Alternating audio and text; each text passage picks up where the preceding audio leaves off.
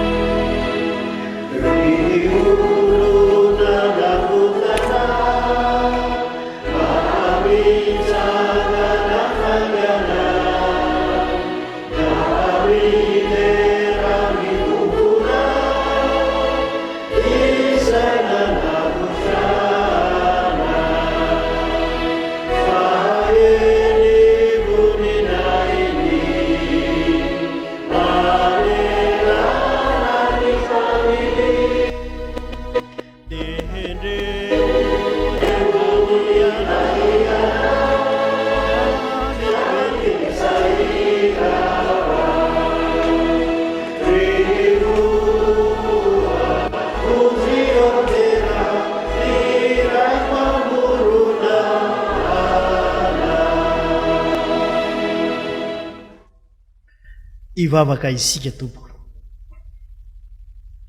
Andriamanitra Ray anay izay ny an-danitro,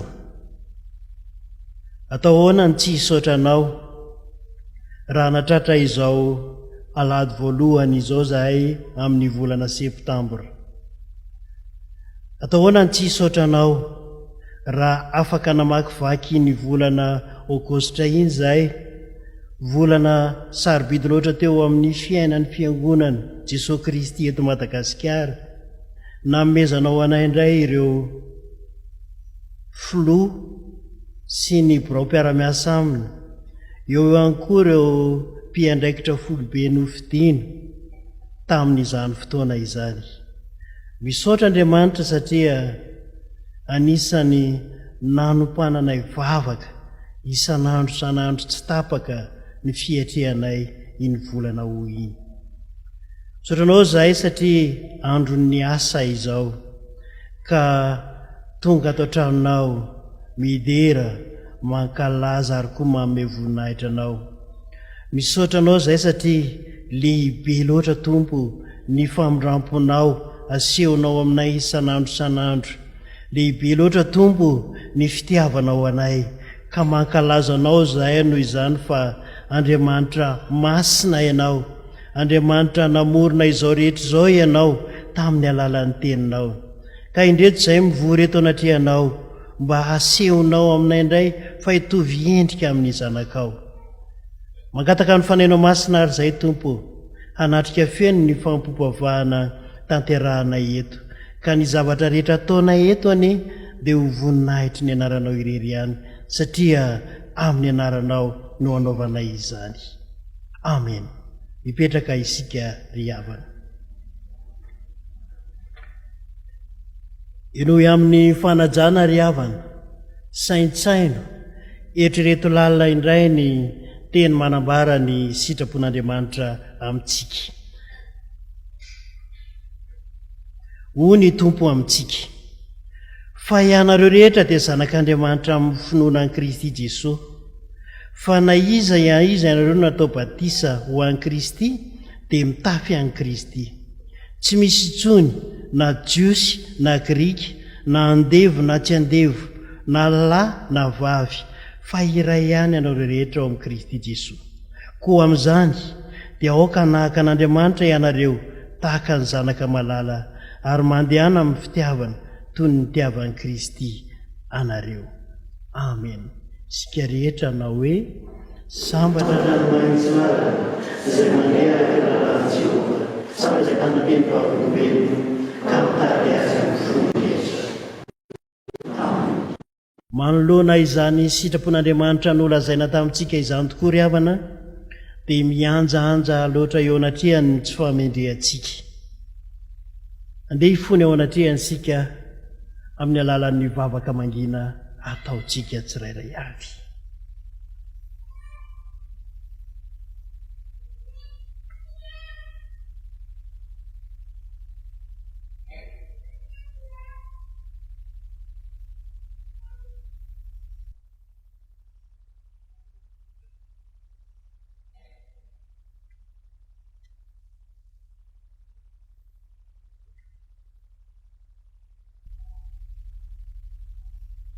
Tompo, mifona aminao zahay, mangataka famelan-keloko aminao. Tompo, mpamonjy anay ianao ka avoty zahay. Amin'ny anaranao Andriamanitra mamindra fo, sy mpamela heloka no ivavahanay toy izany. Amen. Hira 7:1 ihany.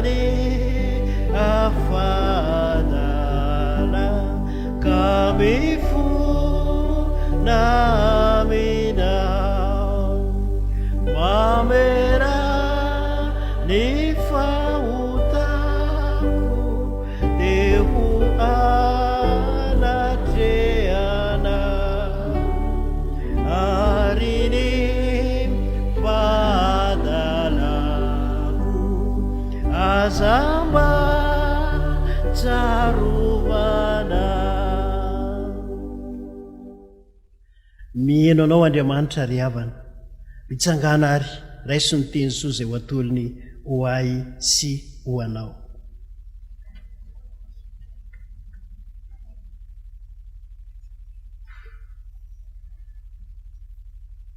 Hoy ny Tompo amintsika: ianao izay efa notantanako avy tamin'ny farany tany, ary natsoko avy tany an-tsisiny ka nilaza hoe: mpanompoka ianao, efa nofidiko ka tsy mba nohariko. Aza matahotra ianao fa momba anao aho, ary aza merikerika foana fa izao no Andriamanitrao. Mampahery anao aho sady mamonjy anao, eny ny tantana anao amin'ny tananakavanan'ny fahamarinako aho. Fa Andriamanitra no miasa ao anatinao, na ny fikasana na ny fanaovana hatateraka ny sitrapony. Voavela ny elokareo no hony ny anaran'ny masina, miderahany Tompo. Fa sambatra ny olona izay voavela ny elony sy mosarona ny fahotana, sambatra ny olona izay tsy sainy Jehova enoka ary tsy misy fitakany fanahy. Amen. 780 ndiny voalohany sy ny fahatelo.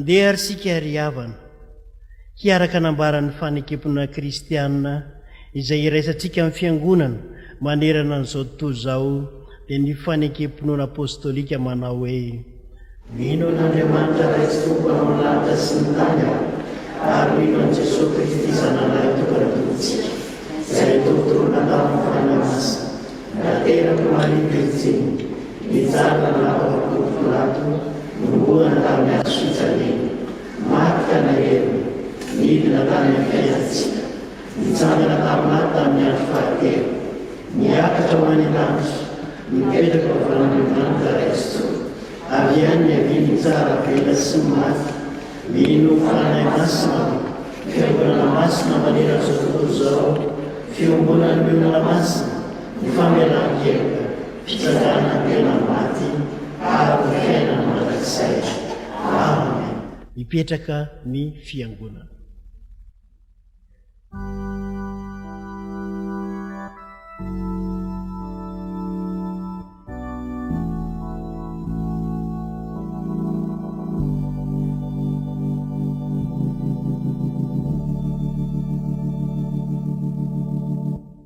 Misaoran Jehova ary fanahiko ary izay rehetra tao anatiko misaora ny anarany masina. Izany tenin'ny mpanao salamo izany ry havana no iarabanantsika mpianakavy finoana namezany antsika tompon'androm-pahavelovana ka afaka midera sy mankalaza ary koa manome voninahitra azy eto amin'izao trano masina izao. Iroso amin'ny rakitra avy hatrany isika izao hanao ny anjara rehefa nomaniny ny zanantsika ao amin'ny sampana tanora dia ny diakona no hitarika antsika amin'izany ry havana.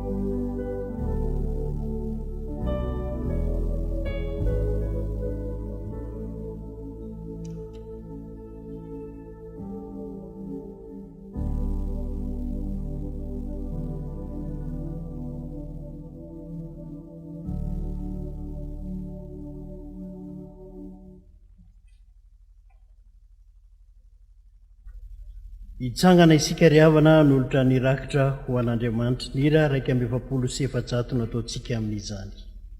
Ndininy voalohany ihany, ndininy fahatelo ihany.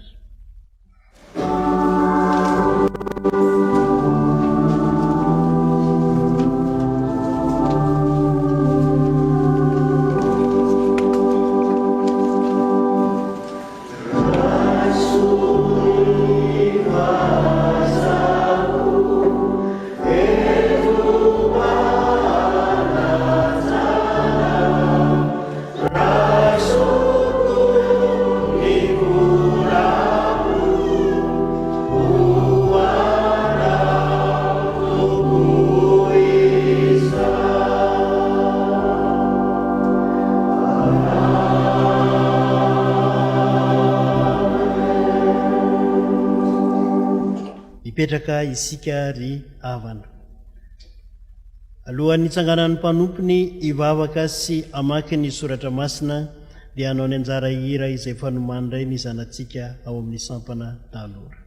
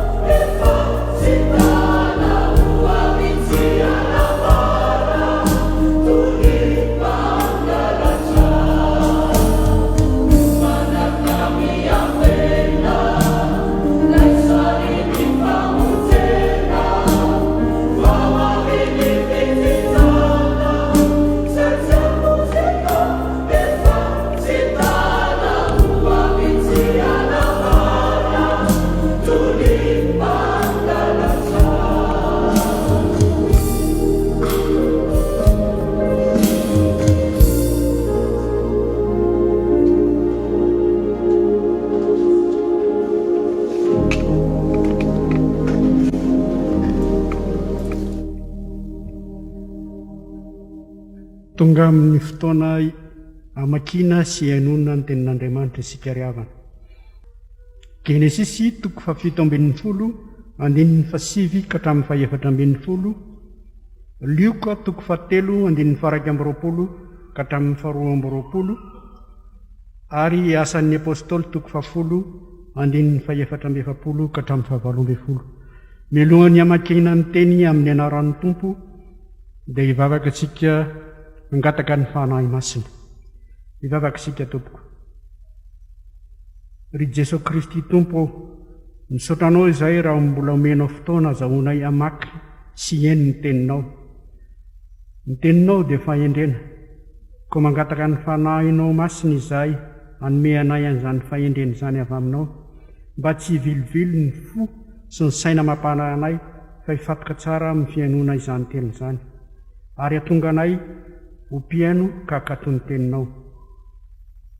Tompo, ampangino ary ny ao anatinay ka tsy hisy orenay afa-tsy ny feonao irery ihany. Dia ho anao Andriamanitra irery ny voninahitra amin'ny anaran'i Jesu Kristy ilay teny mahavelona. Amen.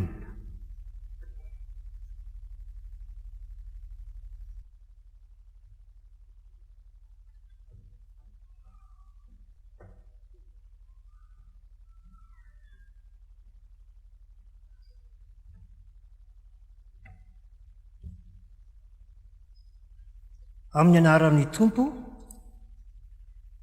dia hoy Andriamanitra tamin'ny Abrahama, fa ny aminao kosa dia hitandrina ny fanekeko ianao, dia ianao sy ny taranaka mandimby ianao hatramin'ny taranaka farany mandimby. Ary izao ny fanekeko ho amiko sy ho aminareo sy ny tanarakao mandimby ianao. Dia izay ho tandremanareo, ho firana ny lehilahy rehetra eo aminareo, dia ho firana ianareo, ary ho famantarana ny fanekena ho amiko sy ho aminareo izany. Ny zazalahy teraka valona eo aminareo no firana, dia ny lehilahy rehetra amin'ny taranakareo hatramin'ny taranaka faramandimby, na ny omby kely na izay novidimbola amin'ny hafa firenena ka tsy avy amin'ny taranakao. Tsy maintsy forana ny omby kelinao sy izay novidinao vola, ary ny fanekeko dia ho amin'ny nofinareo ho fanekena mandrakizay. Ary lehilahy tsy voafora izay tsy mbola nofirana dia ho fongorona tsy ho amin'ny fireneny efa nivadika ny fanekeko izy.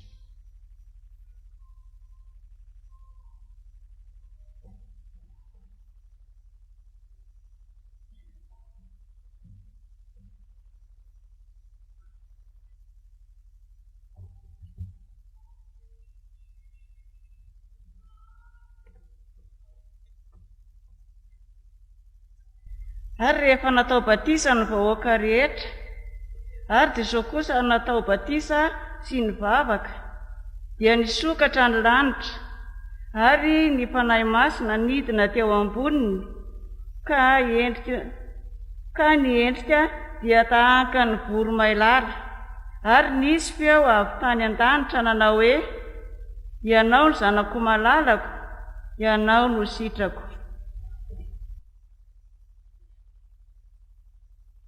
Ary raha mbola nilaza izany teny izany Petera, dia nilatsaka tamin'ny izay rehetra nandreny teny ny fanahy masina, ary talanjona ny mino isan'izay voaforany izay niaraka tamin'ny Petera, satria nilatsaka tamin'ny jentilisy koa ny fanomezana dia ny fanahy masina, fa nandre azy niteny tamin'ny fiteny tsy fantatra sy nankalaza n'Andriamanitra izy. Dia namaly Petera ka nanao hoe: amoa misy olona mahazo mandrara ny rano tsy hanaovana batisan'ireo, izay efa nandray ny fanahy masina tahaka atsika koa, dia nasaina natao batisa tamin'ny anaran'i Jesu Kristy izy, ary nangata nireo mba hitoetra ao amin'ny andro vitsivitsy izy. Ray masinao fanteninao ny fahamarina. Amen. Itsangany sika ry havana anao nira 707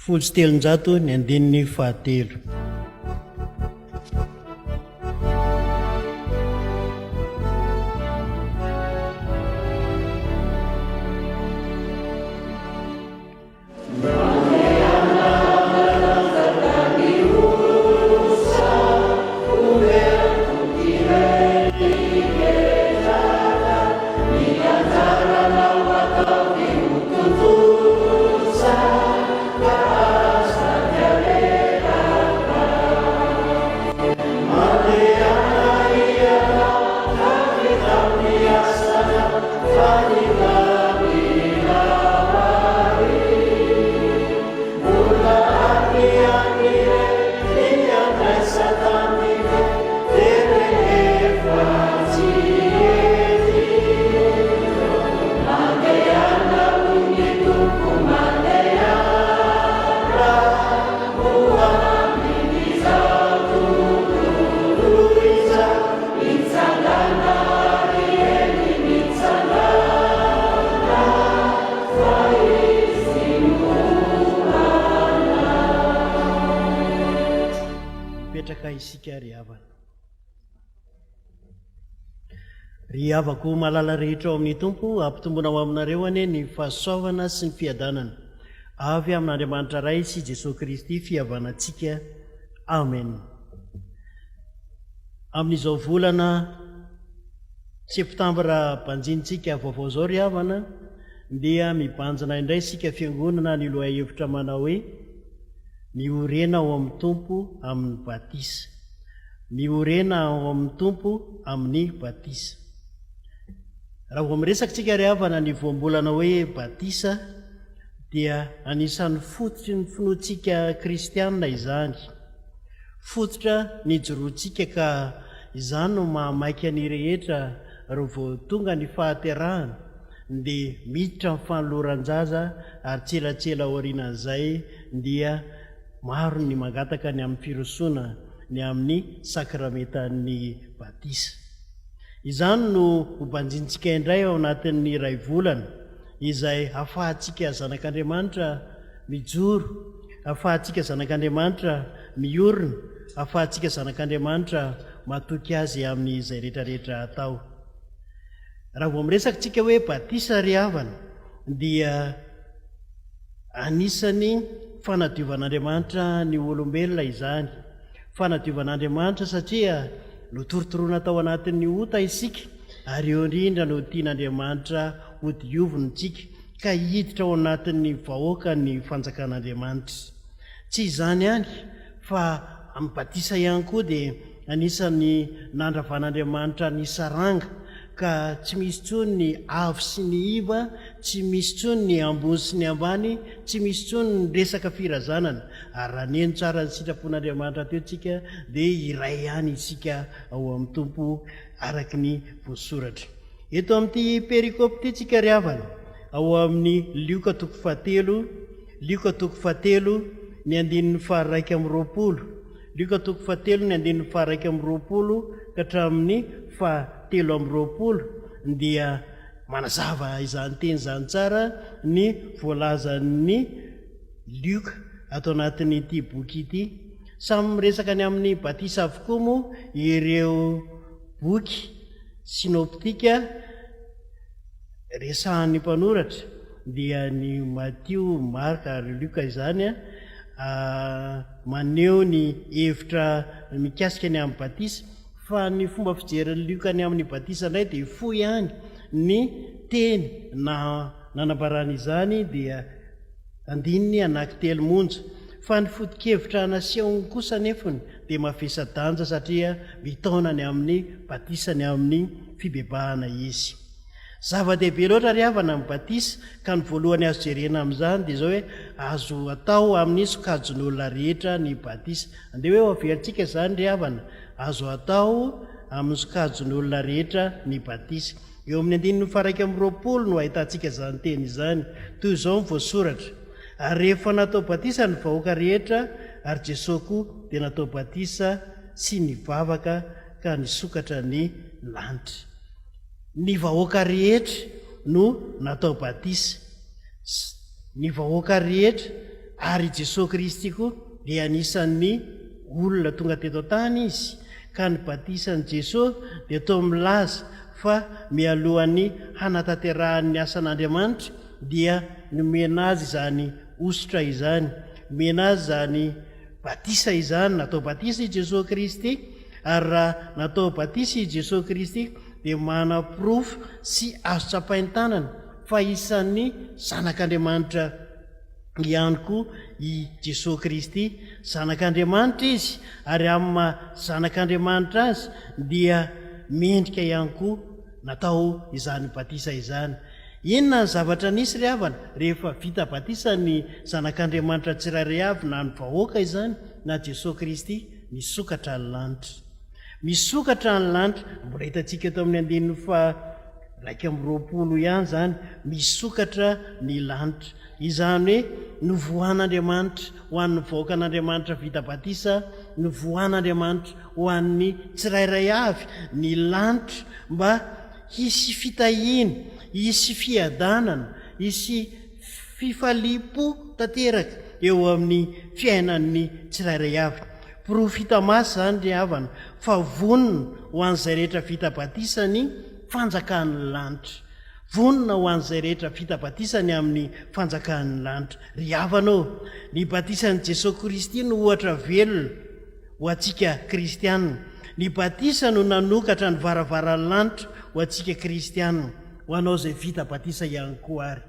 Mahaiza mitondra tena, mahaiza mitondra tena, satria nosokafan'Andriamanitra ho ahy sy ho anao ny varavaran'ny lanitra. Ary raha nosokafan'Andriamanitra ho ahy sy ho anao ny varavaran'ny lanitra, mila mitandrina isika. Ary zany no mahatonga antsika miteny mandrakare hoe Andriamanitra dia mahita ny fiainana sy ny fihetsika ary ny ataontsika tsirairay avy, satria matazana ny ao am-pon'ny mino azy Andriamanitra dia ny zanak'Andriamanitra izay vita batisa izany ry havana. Zava-dehibe tokoa ry havana ny batisa, satria natao ho an'ny sikajony olona tsirairay avy izany. Fa ny faharoa azo resahana amin'izao perikopa izao ry havana, zava-dehibe ny vita batisa satria manokatra tantara vaovao eo amin'ny olona. Andeha hoe averintsika indray zany ry havana, manokatra tantara vaovao eo amin'ny olona. Zao ny tsarovy ry havana, rehefa vita batisa eo amin'ny 12 no ahitantsika izany. Ary ny fanahy masina nidina avy tany ambony, ka ny endriny dia tahaka ny voromailala, ary nisy feo avy tany an-danitra nanao hoe ianao ny zanako malalako, ianao no sitrako. Manokatra tantara vaovao ho aso anao Andriamanitra. Izany hoe tsy nijanona teo amin'ny lanitra nisokatra fotsiny ny famantarana ny amin'ny batisa, fa nisy famantarana hita maso, nisy famantarana hita maso nidina tetỳ tany dia ireo voromailala, ny endriky ny voromailala. Ny voromailala dia ireo toetra feno eo amin'ny fiainana araka an'Andriamanitra, nanomezany ny amin'ny fanahy masina. Ny voromailala ilay fahatongavan'ny fanahy masina, ka nilaza fa Andriamanitra dia mahalala ny zavatra rehetra. Andriamanitra dia nomeny atsika maimaipoana izany fanahy masina izany. Foana ny saranga, satria nomen'Andriamanitra ny fanahy masina isika. Foana ny zavatra rehetra izay tsy mifanaraka amin'ny sitrapon'Andriamanitra, satria natolotr'Andriamanitra ho teo am-pelantanantsika izany ry havana. Manokatra tantara vaovao eo amin'ny fiainantsika Andriamanitra. Inona ny tantara vaovao sokafan'Andriamanitra eo amin'ny fiainantsika ry havana? Dia tsy vitany hoe lanitra misokatra ihany, fa ny fanahy masina izay aty anatintsika tsirairay avy. Ary ny fanahy masina izay nomen'Andriamanitra ho an'ny mino azy, ny fanahy masina izay nomen'Andriamanitra ho antsika tsirairay avy ry havana, dia nitenen'Andriamanitra mihitsy hoe raiso ny fanahy masina. Fa safiditsika indray no mandray izany. Misy ny vita batisa, fa mety tsy nandray ny fanahy masina. Fa ny fanahy masina nefa asain'Andriamanitra, irak'Andriamanitra ho raisitsika. Ary amin'ny alalan'ny batisa no anisany azahoantsika izany. Ary nefa mbola tenen'Andriamanitra mivatana, ary eo no anehoana ny Andriamanitra feno, dia Andriamanitra ray zanaka ary ny fanahy masina. Ry havana ô, ny zanak'Andriamanitra fitabatisa dia misy ilay fiainan'Andriamanitra feno eo aminy, fiainan'Andriamanitra feno eo aminy. Ko amin'ny fotoana anao vao-batisa antsika mihitsy no andraisantsika izany fanahy masina izany, io ilay hery tsy hay tohaina, io ilay hery avy amin'Andriamanitra ka mampiavaka antsika amin'ny olona, hery tsy hay tohaina ka mampiavaka antsika amin'ny biby, hery nomen'Andriamanitra antsika io ka ahafahantsika mijoro vavolombelona eo anivon'ny mpiarabelona, eo anivon'ny fiaramonina. Tadio ry havako, fa isaky misy sakramenta amin'ny batisa atao aty am-piangonana dia eo antsika tokony hanavao ny fanoloran-tenantsika aty an-tranon'Andriamanitra, fanoloram-piainantsika aty an-tranon'Andriamanitra. Noho izany mendrika ho tandremana izany, ary eo isika hitandrina ry havana fa manana amin'ny fanahy masina isika vita batisa, ko fadio ny mangala baraka amin'ny fanahy masina ilay Andriamanitra feno aty anatiko sy aty anatinao. Manokatra tantara vaovao eo amin'ny fiainanao sy ny fiainako ny nahavitanao batisa ry havana, ary zava-dehibe zany. Noho izany raiso Jesosy Kristy ho ampinga, raiso izy ilay fiainana, raiso ny fanahy masina mba ahafahanao mitahiry ny teny, ahafahanao mitahiry ny fanomezana nomen'Andriamanitra ho asoanao. Fa niteboka farany ry havana dia zao hoe zava-dehibe ny batisa ka mahatonga asianao ho zanak'Andriamanitra. Mahatonga antsika inona hoe ho zanak'Andriamanitra. Eo amin'ny 2:20 tapany farany ihany no ahitantsika izany, hoy ny voasoratra: ianao ny zanako malalako, ianao no sitrako. Tsarovy ry havana fa zanak'Andriamanitra ianao, tsarovy fa zanak'Andriamanitra ianao, ary zanak'Andriamanitra dia nomen'Andriamanitra teny fanomezan-toky. Ka ahoana ho izy: ny zanako sy ny asan'ny tanako dia aoka ho adidiko ihany. Fampanantenana lehibe zany ry havana, fampanantenana lehibe, fiarovana lehibe nomen'Andriamanitra ho asianao. Feo mafy, feo entitra avy any an-danitra, feo avy amin'Andriamanitra manondro ilay tena zanany, dia i Jesosy Kristy ilay zanak'Andriamanitra, izy no mpandova ara-dalàna ny fanjakan'ny lanitra, ka izay rehetra mendrika ao amin'i Jesosy Kristy dia mendrika any andovan'ny lanitra ihany koa ry havana. Inona moa ry havana no andehanantsika eto amin'izao tany fandalovana izao? Inona no mamaika antsika eto amin'izao tany fandalovana izao? Moa va tsy ny iona amin'Andriamanitra ao amin'ny fanjakany, iona amin'Andriamanitra any an-danitra, iona amin'Andriamanitra eo anilany?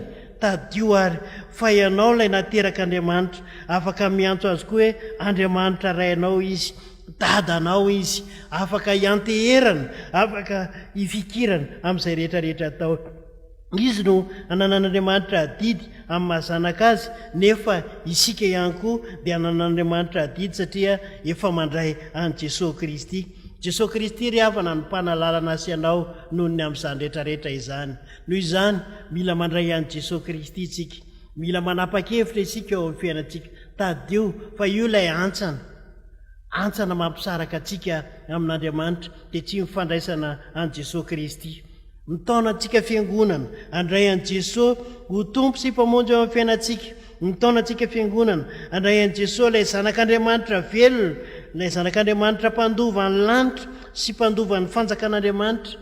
Mitaona antsika handray azy ry havana, satria raha mandray an Jesosy ho tompo sy mpanjaka eo amin'ny fiainanao ianao, dia tafiditra ao amin'izany fanjakan'ny lanitra izany, tafiditra ao amin'ny valan'ondron'Andriamanitra ka ho arovan'Andriamanitra amin'izay rehetrarehetra atao. Eto am-pamaranana ry havana, ho antsika amin'izao vaninandro iainantsika izao dia mila mandinika ny tenantsika isika, mila mandinika ny tenantsika isika. Ilika dia milaza tsara hoe mila ataony batisa amin'ny fibebahana, mila mibebaka mafy isika, satria rehefa mibebaka mafy isika dia avelan'Andriamanitra ny helokontsika. Vitatsika izany fibebahana izany raha mibanjina ny lalan'ny azo fijaliana, mibanjina amin'ny Jesosy Kristy isika. Noho izany ry havako dia mitaona anao handray an Jesosy Kristy, mitaona anao ho atsoky an Jesosy Kristy hatrany hatrany amin'izay rehetrarehetra atao. Eto am-pamaranana ry havana dia misy tantara kely toy izao ambara amintsika. anisan'ny sakana ny amin'ny batisa mantsy dia eo ny amin'ny tsy fisoratam-panambadiana ataon'ny olona. Dia misy rangahy zay manana omby be da be izy, dia manana zanaka be da be ihany koa. Dia ny zavatra mahagaga nefany isaky niteraka ny ombiny dia tonga any amin'ny fokotany izy manoratra ny tondra amin'ny bokin'omby makany amin'ny fokotany, makany amin'ny fanjakana, satria ny omby dia arena. Dia niteny ty namana anankiray, mba mahagaga ihany ianao raha sefo, satria katekista ilay sefo-pokotany. Ny ombinao zao ty 70 mahery voasoratra ao avokoa, kanefa ny vady aman-janakao sady tsy ataonao fisoratam-panambadiana, tsy tantananao kory ny lalany atongavana any amin'ny fiainana mandrakizay, satria io ny sakana noho ny any-batisa. Ka iza ny ambony, ny bokin'omby sa ny bokim-pianakaviana? Tonga saina tokoa ilay rangahy hoe fa inona tokoa moa zany ny iariko an'ity arena ity? Dia niresaka tamin'ny asefo-pokotany indray, ka reo ombiko ireo ane misy 30 mahery, fa ny vadiko mizara an'ireo anankiefatra, ka ekeny ny fiangonana ve izany? Dia ozy izy nge katekista hoe mila mibebaka ianao, satria taolatezana anankiray ihany ny nahainao any ianao, kanefa nindrisy ny taolatezan'olona koa nalainao. Inona moa ry havana mampieritreritra ny amin'ny tenin'ity nge katekista sy ilay tompona omby? Mampieritreritra an'izany dia misy tokoa ny sakana indraindray tsy ahafahantsika miroso amin'ny sakramentan'ny batisa, dia ny tsy fisoratam-panambadiana, fanaovana tokantrano maso maro isan-karazany. Izao anefa ny tsarovy ry havako, izao anefa ny tsarovy amin'izay rehetra ataonao tsy njovo ny farany, amin'izay rehetra atao tsy njovo ny farany. Efa fantatrao fa io ny sakana dia mbola natao ihany. Izany natonga ny liokany teny hoe mila mibebaka isika, mila mibebaka mafy ka manantona an'Andriamanitra amin'izay rehetrarehetra atao. Mety misy amintsika koa ry havana, mety mpanambola, mpanan-karena manan-katao, fa manana vady maro, tadio fa tsy sitrak'Andriamanitra izany. Misy amintsika koa mety tsy misora-panambadiana, sakana ho an'ny firoson'ny ankonana amin'ny fanjakan'ny lanitra. Tadio tsara fa tian'Andriamanitra ianao, tian'Andriamanitra ianao andovan'ny tany sy ny lanitra, amboary ny fiainanao eto tany, fa ny eto tany ihany ny any an-danitra. Ary izany no mivavaka nataontsika hoe etỳ tany tahaka ny any an-danitra. Tsy aza mieritreritra ny ahita mirakla izany, fa ny etỳ tany ihany tahaka ny any an-danitra. Fiainana ianao etỳ tany, mahafinaritra ny fiainanao etỳ tany, mahafinaritra ihany koa ny fiainanao any an-danitra. Ratsy ny fiainanao etỳ tany dia mitovitovy amin'izany ihany raha tsy mibebaka, satria izay ny olona ao amin'i Jesosy Kristy. Tadio tsara fa ilay jiolahy niara-mifantika tamin'ny teo amin'ny hazo fijaliana dia niteny Tompo, tsarovy aho, rehefa tonga any amin'ny fanjakanao ianao dia ahoana hoy Jesosy? Anio ny ionanao amiko any am-paradisa. Ry havanao, zava-dehibe ny batisa taonasy ianao ho tonga zanak'Andriamanitra, zava-dehibe ny batisa ka mila manokatra tantara vaovao isika, ary zava-dehibe ny batisa ka azo atao amin'ny sokajiny olona rehetra. Ny Tompo ane hitahiry izany dinidinika izany ao amiko so ao aminao. Amen.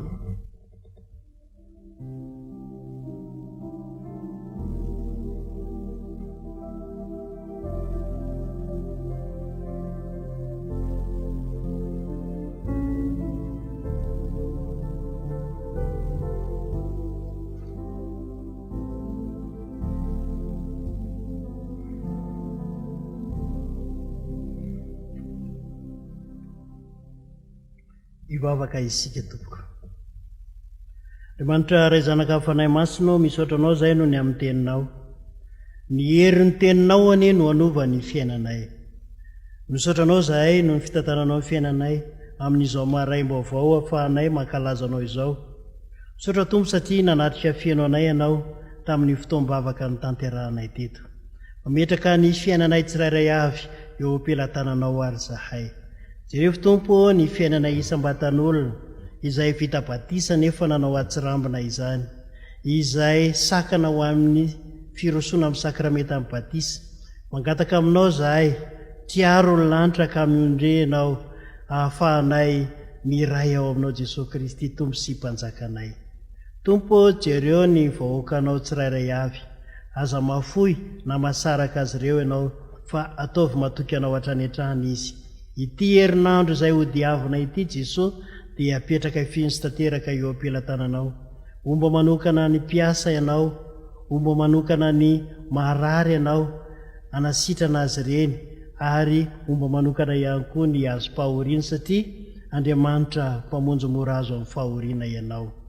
Jereo manokana Tompo ny fiainan'ny fiangonan'i Jesosy Kristy eto Madagasikara hatramin'ny filoha ka hatraty amin'ny kristianina isam-pitandremana. Aza mafoina masaraka anay ianao fa ataovy matoky ianao hatrany izay amin'izay rehetra atao. Sany izay rehetra mahasoa anay ary dia apetraka finsy tanteraka eo am-pelatananao. Iombon'izay amin'ilay vavaka nampianarinao Jesosy manao hoe: rainay ao izay nianatra, mamasina ny fianarana ho tonga ny fanjakanao, atao ny sirakonao, ety atany tahaka ny mianatra. Miomanay io ny anasazo anay, ary mialany ekay, tahaka ny mialana izay nefra taminay. Ary izao tonga ny mampafana, fa manafana amin'ny ratsy, anao fanjakana sy ny hery, ary voninahitra manakizay. Amen. Hitsangana isika ry havana anao ny hira fahasivy andininy fahaefatra dia atolotra ny tsodrano ao aorianan'izany.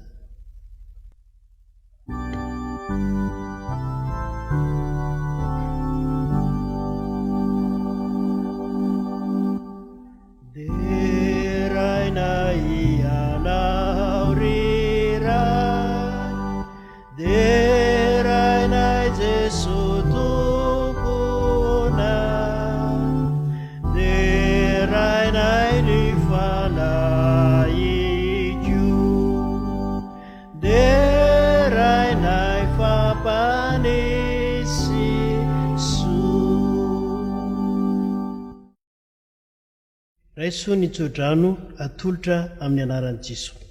Jehovah mipiaro anao, Jehovah ny fialofana eo amin'ny kavananao.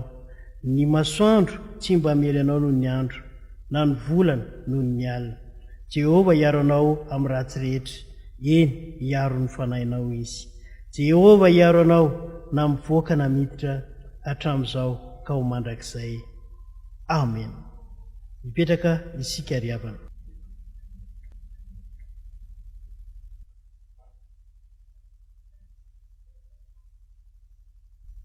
Ho an'Andriamanitra irenene ny voninahitra amin'ny anaran'iray sy ny Zanaka ary fanahy masina.